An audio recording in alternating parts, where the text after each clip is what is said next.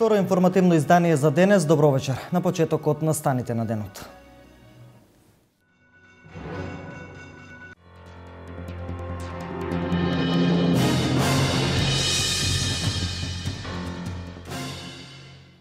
Штип го празнува денот на ослободувањето.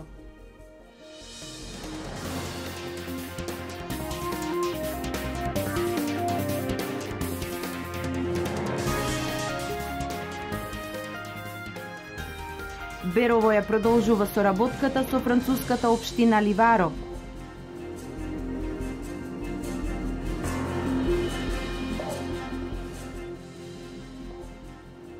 Брзата реакција на противпожарната единица во Делчево спречи поголема катастрофа.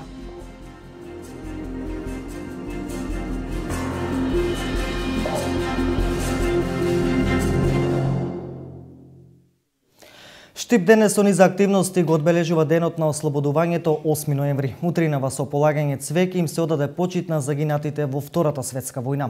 Се одржа и свечената седница на Советот на општината, на која им беа врачени 8ноемвриските признанија на истакнатите граѓани, кои со својата работа го афирмирале градот и оставиле силен печат во секојдневното живење во Штип.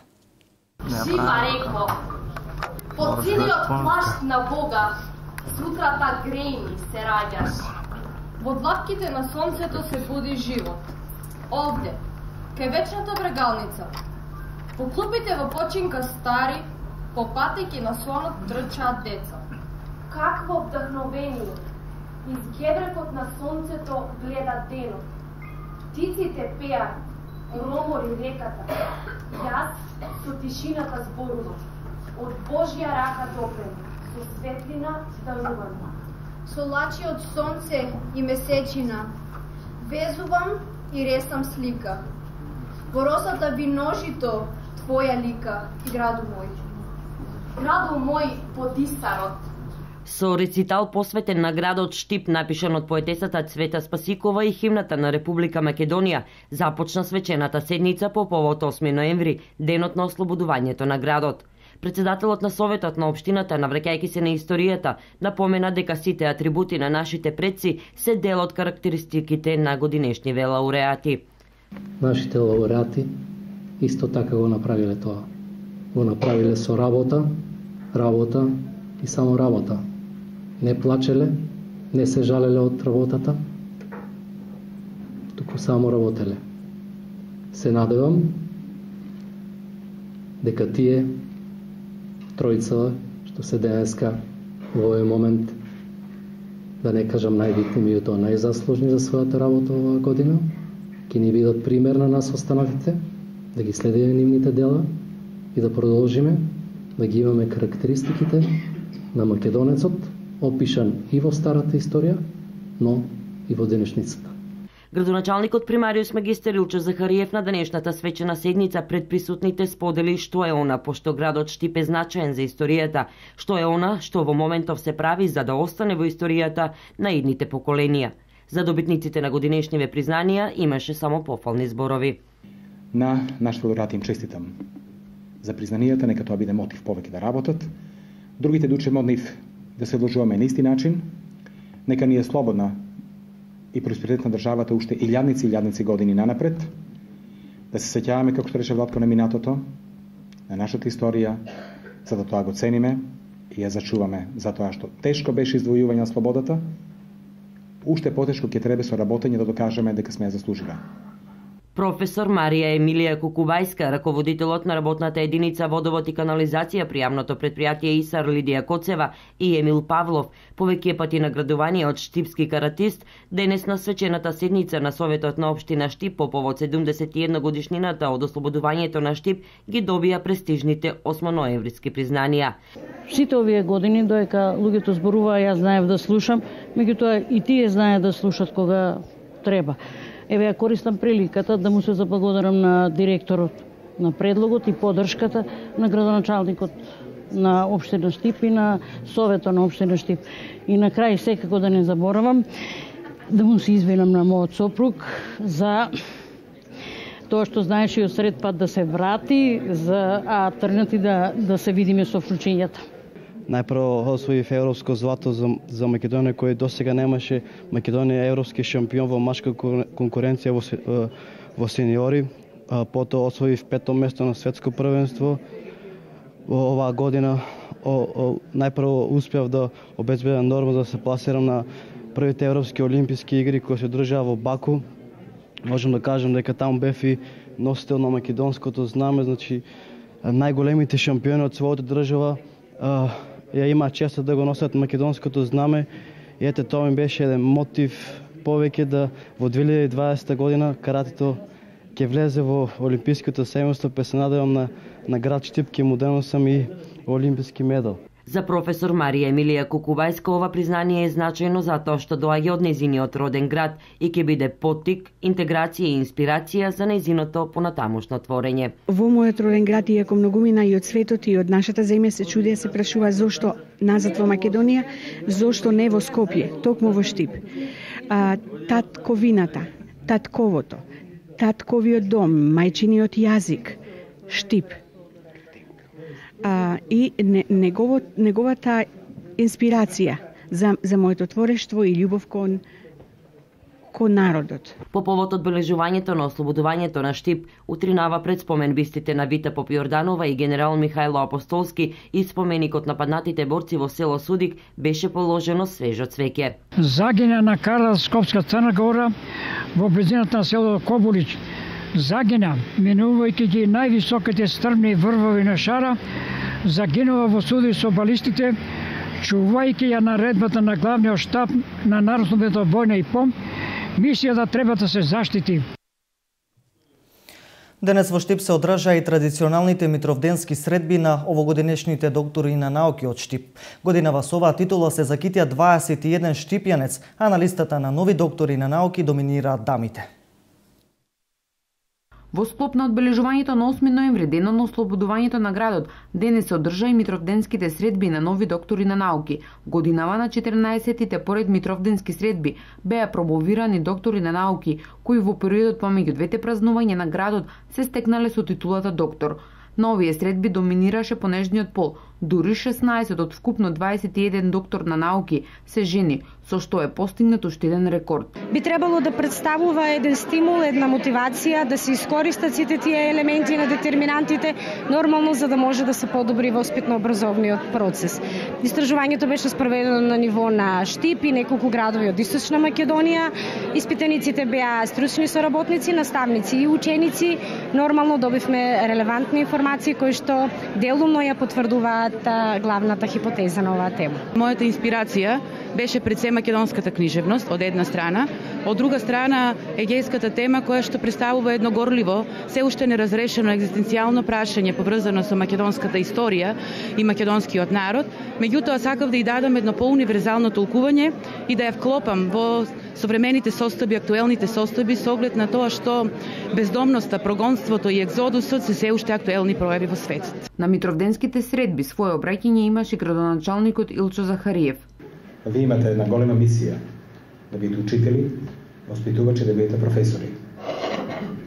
Да бидете прави учители како што биле и нашите свети Климент и Наум, како што биле Гоце Делчев, Даме Груев и плејадата професори од поранешна учителска школа, педагошкиот факултет и рударско-геолошкиот факултет. Направете го свети Кирил и Метој да биде втор универзитет во Македонија, а првото место дајте му го на Гоце Делчев. На научната установа Универзитетска библиотека Гоце Делчев денес си беше подарена книга стара 200 години од страна на Трајко Пиков, поранешен директор на библиотеката. Толку за празнувањето во Штип, со наредниот прилог одиме на крајниот исток. Во Берово денес е подпишена конвенција за соработка со францускиот град Ливаро, со што е продолжена досегашната 5-годишна соработка. Овие две општини ќе соработуваат во повеќе сфери од општествениот живот во наредните 3 години. Продолжува соработката помеѓу општините Берово и Ливаро, Франција. Градоначалникот Драги Начински денес ја подпиша 3-годишната конвенција, која ќе им донесе во иднина плодна соработка на двете општини во многу сфери, која и досега со збратимувањето уште во 2010 година плодно се развиваше во образованието, земјоделието, заштитата на животната средина и други општествени гранки. Сепак бенефитот кој го имавме досега, тој ќе биде уште поголем и ќе продолжиме да соработуваме, да ги разменуваме искуствата во повеќе сфери во кои досега работевме. Се надевам дека со нови идеи ќе се створат уште поголеми услови за поголема соработка во пошироките сфери на општествениот живот во двете општини, во двата региона, и со тоа ќе се приближиме кон нешто што ние сите го посакуваме, да ги исполнуваме стандардите, нормите кои многу ги сакаме, а тоа се европските норми. Ќе продолжиме да соработуваме и со тоа ќе многу побрзо ќе ја развиваме нашата општина и во областа на туризмот, и во областа на земјоделието и сточарството, во областа на стопанството, производството на сирење, зашто и во Ливаро се произведува најдоброто сирење во Франција, во Берово се произведува најдоброто сирење во Берово. А беровското сирење има посебно место кај французите, потврдија од делегацијата на Ливаро. Oui, non seulement il est apprécié, mais en Многу го plus сакаат македонското сирење и прават напори на секој можен начин да се успее да се однесе таму за да можат почесто да го консумираат македонското сирење. plus souvent. Програмата Erasmus Plus дава посебна можност за соработка помеѓу образовните институции, кои можат да поднесат проекти за искористување на средства од европските фондови и да се прошири оваа соработка која досега се сведуваше на посета на беровските ученици во Франција и француските ученици во Берово. Alors, ce programme est vraiment... Значи, програмата Erasmus Plus е само алатка која што ќе ни помогне да ги зајакнеме нашите релации, односно преку размената на млади да донесеме тука и од тука млади да дојдат во Франција. На тој начин ќе извршиме запознавање на тие меѓукултурно запознавање, а освен тоа преку таа истата програма Erasmus Plus има можност за европски сервис на волонтери, односно помагање на волонтери да можат од Македонија да ја посетат Франција за време на една година, да се запознаат со тамошната култура, а исто така и од Франција во Македонија со условите за живот, начинот на живот тука во Македонија. Особена почит кон општина Берово французите покажале со именувањето на плоштадот во Ливаро со името Берово. Територијалната противпожарна единица од Делчево спречи пожар од поголеми размери во населбата Ново Делчево. По претходна дојава на совесни граѓани, избегнато е опожарување на 4 куќи и спречена е поголема трагедија. Дојавата на совесни граѓани и брзата интервенција на територијалната противпожарна единица од Делчево рано утро во околу 9 часот спречија голема трагедија во населбата Ново Делчево. Спречен е пожар на помошен објект кој што можеше да зафати 4 куќи и со тоа да им нанесе голема штета. Во целата ситуација најпогодена е куќата на делчевчанецот Ванчо Симоновски. Мириста на запалено меѓу првите ја забележала неговата сопруга. Чуреш веќе има, ја од ручкова жената вика има чурешовски ангелчо. И толку беше. Видеме за дека да излеземе таа пламна. Две шуби изгореа. Што има пренатре? Па дрвата, што друго. Ствари имавме некои таму арешти. Дојавата беше некаде околу 9 часот, така да ние за 2 минути веднаш интервениравме, дојдовме тука со изолациони апарати. Стануваше збор за запален објект каде што поврзуваше 4 куќи, така да можеше да се случи и сите 4 куќи да бидат запалени. Веднаш спречивме и локализиравме пожарот во едната куќа, од каде што потоа и од другите страни се локализираше и се спречи да не настане голема трагедија. Пожарот е ставен под контрола на екипи на територијалната противпожарна единица ќе останат и понатаму на терен со цел да не дојде до негово повторно појавување. Инаку ова не е прв случај да се појави пожар на запален објект во Делчево. Неодамна се запали ваква слична просторија и во населбата Втори реон. Токму тоа е причината од територијалната противпожарна единица од Делчево да апелираат до граѓаните огревот да не го ставаат во близина на своите куќи. По оваа сезона имавме втор ваков пожар, значи исто таков пожар од таков вид, каде што гореа дрва поголем обем. Апелирам до граѓаните, значи дрвата да не ги складираат веднаш до куќите, затоа што тие помошни простори ставаат буквално се. И дрва, и стари алишта, и секој вид на друг материјал. Во оваа сезона можат да варат и зимници, или пак да подпалуваат огин, да ги користат за други работи, така што апелирам да не се користат ваквите простори веднаш доколките за вакви намени. Во последниот ваков пожар кој што се случи во населбата Втори реон, изгоре помошната просторија на делчевчанецот Методија Стојчевски. Со пешачка патека се уредува влезот на Виница. Со подпорни ѕидови се санираат штетите од поплавите, а паралелно течат тендерските постапки и за другите градежни активности. Со поставеното јавно осветлување од страна на Агенцијата за државни патишта, покрај ноќната урбана слика за градот, се подобрува и квалитетот на сообраќајот на најбитните клучки од влезот. Во таа насока е и проектираната пешачка патека како надградба на веќе асфалтираната сообраќајница на улицата Илинденска, која ќе биде во должина од 1235 метри. Почна градењето на патеката, пешачката патека на влезот од страната на Кочеников, поставеното јавно осветлување од страна на Агенцијата за државното предпријатие за патишта. Овој проект ќе чини некаде околу 1,5 милиони денари. Општината се уште работи на санација на штетите од поплавите, поставени се неколку подпорни ѕидови, но се чекаат швајцарски пари за комплетно санирање на се она што беше оштетено и што представува потенцијална опасност за домовите на жителите во повисоките зони од градот. Паралелно течат и повеќе тендерски постапки за реализација на неколку зацртани проекти. Изградени се и подпорни ѕидови, односно по настанатите поплави имавме оштетување на неколку коловози, изградени се неколку подпорни ѕидови. Продолжуваме со санација на неколку патишта кои што беа оштетени од поплавите. Исто така во наредниот период распишуваме и тендерска постапка. Обезбедивме 20.000 швајцарски франци. Втората фаза за изградба на локалниот пат Липец-Осојница, изведувач е фирмата Жикол.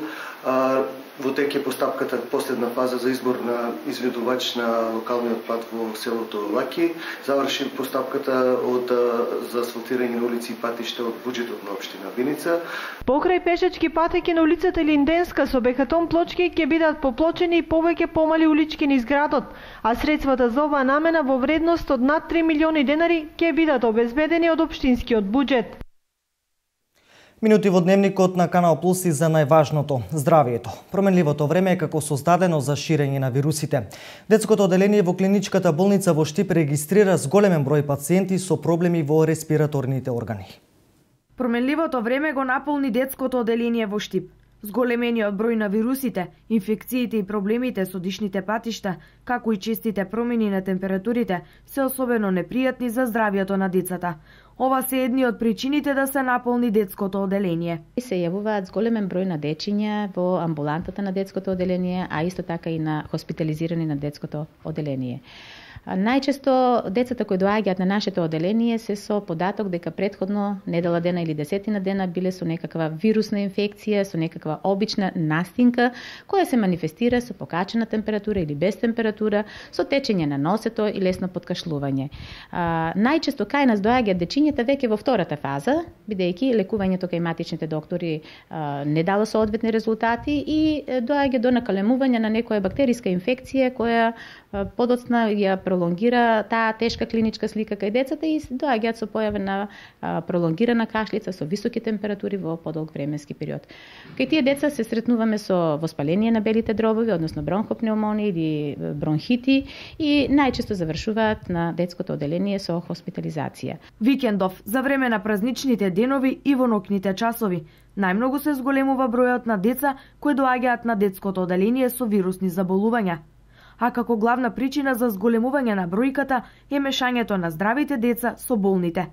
Од детското оделение со апел до родителите и вработените во градинките. Причината за тоа секако е мешањето, да не речам, на децата со здравите деца со болните дечиња, живеењето во колективи, односно во градинки и најчесто цели групи од деца доаѓаат на оделението. Затоа во ваквите ситуации апелирам да болните деца колку е возможно се изолираат, односно да не се праќаат во градинка, бидејќи најголема фреквенција имаме точно од тие деца од првата до третата година од животот. Секако во денешни услови тоа тешко е да се реализира во секојдневниот живот, меѓутоа апелирам па и до вработените во градинките да се почесто проветруваат просториите, да се отвараат прозорците, да се изнесуваат децата во периодот на кога температурите се повисоки, надвор од затворените простори, на чист воздух. За сега се хоспитализирани 25 деца, најчесто од 1 до 3 години. Како превентива и заштита, педиатрите препорачуваат децата да конзумираат храна која е богата со витамини, да е свежа и соодветно припремена спрема возраста на детето. Според православниот црковен календар, саботата пред празникот на Свети Димитрија Солунски е посветен за помен на починатите. Митровденската задушница се одбележа денес попладне и утре до пладне, кога се посетуваат вечните почивалишта на блиските. За помен на починатите денес и утре се дели храна како милостина за сиромашните. Саботата пред празникот посветен на светиот великоманчник Димитри Солунски е задушница, кога православните верници ги посетуваат гробните места или црквите и со себе носат варена пченица и црвено вино. Со молитви и свеќи се спомнуваат покојните. Инаку, според традицијата, обичајот се раздава како милосрдие и храна. На гробишта се оди во петокот попладне и саботата до пладне.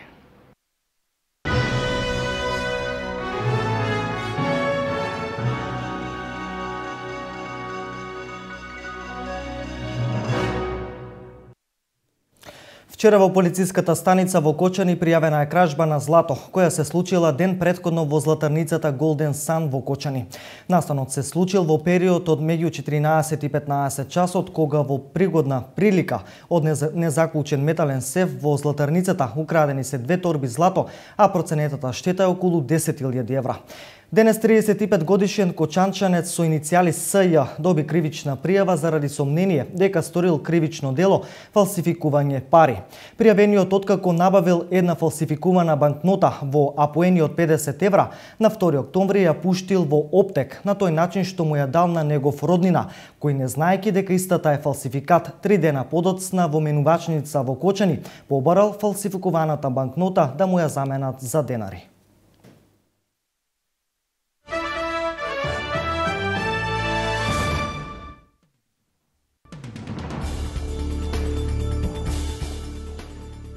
Најмалку 17 лица загинаа, 40 се водат како исчезнати во југоисточен Бразил, откако брана која ги задржувала отпадните води од рудник за железо и уран предизвика истекување на чакалот кој го преплавил целото блиско село, соопштија локалните власти. Браната Фундау, каде работеле 25 лица, задржувала токсична кал од минералниот отпад на површината која одговара на 10 фудбалски стадиони. Од засега непозната причина, браната пропуштила на пладне по локално време, ослободувајќи ја калта која се проширила 2 километра и која е многу токсична во долината на селото. Бројот на жртвите во поплавите кои последните неколку денови зафатија делови од Египет достигна 17 луѓе, а уште 28 се повредени, соопшти Министерството за здравство. Невремето го зафати речиси целиот северен дел на Египет, но најмногу се погодени градовите во покрајната Албухерија. Во повеќето села нивото на поројните потоци се искачило до нивото на покривите на куќите, што е причината за неочекувано високиот број жртви за невреме со ваков обем. Британски разузнавачи откриле докази кои упатуваат на тоа дека во рускиот патнички авион што се урна во саботата во Синај била прошврцувана темпирана бомба. Овие тврдења тие ги темелат на докази за наводен заговор откриен при преслушувањето на разговори што претходеле на трагедијата што се случи на 31 октомври. Ова било причина британски експерти да заминат во Шарм ел Шејк на проверка на безбедноста на аеродромот. Египетските и руските власти побарале од официјален Лондон да ги сподели со нив овие разузнавачки податоци.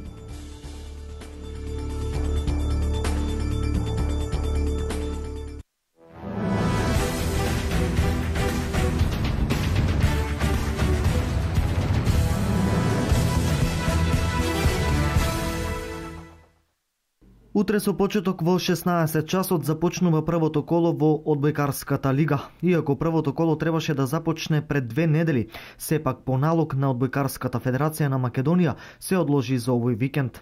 Во салата на средното општинско училиште Колен Ехтенин во Штип, екипата на одбојкарскиот клуб Мавис од Штип во првото коло од првата македонска одбојкарска лига ќе се сретне со екипата Шутова од Кичево. Шампионот Струмица во првото коло ќе игра против екипата на Пробиштип Весна Акумулатори, повтори, додека екипата на Сушево против Лирија. Во минатата сезона екипата на Мавис заврши на петата предпоследната позиција, додека екипата на Шутова не се надпреваруваше. Овие две екипи последен пат се сретнаа во младинскиот турнир во 2012 година, каде што на двомечот кој што водеше до завршните 4 екипи, екипата на Кичевчани славеа со 1 бод повеќе и со тоа тие се пласираа на финалниот турнир, каде беа четврто пласирана екипа.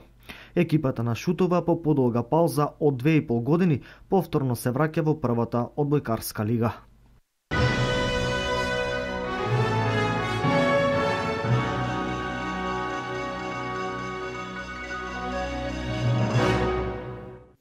Ова беше се за денес. Со нови информации утре во вестите во 12:30. Пријатна вечер.